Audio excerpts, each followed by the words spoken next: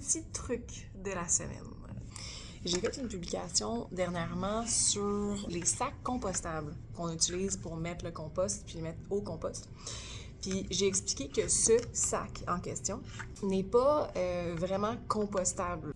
Dans un centre de compostage municipal, habituellement, ça prend à peu près 9 semaines, aka 63 jours à peu près, pour que ton compost à toi, de la maison, devienne une matière organique / fertilisante puis qu'il soit récupéré en compost. La problématique, c'est que la majorité des sacs de compost qui nous vendent à l'épicerie ou au magasin pour mettre notre compost prend en fait 180 jours à se décomposer. Fait que je pense que je suis pas obligée d'étirer puis d'expliquer c'est quoi la problématique ici. Si ça prend 180 jours pour qu'un sac se décompose, puis que ça prend 60 jours à une matière organique pour devenir fertilisante, on a un problème. On a un clash ici. Ce qui fait en sorte que quand les centres de tri, les centres de traitement reçoivent ton sac de compost, malheureusement, il va être pris parce qu'il est considéré comme un contaminant, puis il va être envoyé à l'enfouissement.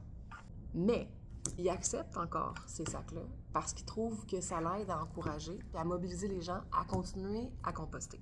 Fait que c'est un peu contradictoire. On veut encourager les citoyens, mais ça sert à rien ce qu'il fait parce qu'on l'envoie à l'enfouissement. Là, en fait, ma solution à moi que je propose, puis que moi, je fais à la maison, avec mon bac de compost.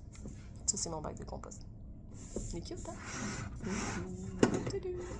Je sors mon petit bac ici et je mets un Ziploc réutilisable de qualité en plastique.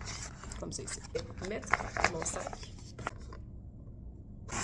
Donc, mon compost, après ça, je peux tout simplement le prendre, le vider dans le compost, je rince mon sac et je le remets là.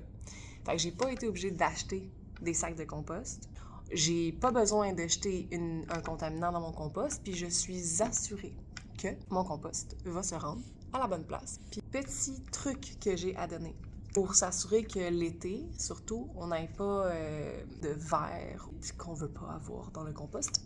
Je suggère de mettre des papiers journaux, des essuie-tout qui sont pas souillés par des produits chimiques, mais bien par de la nourriture ou de l'eau ou du jus.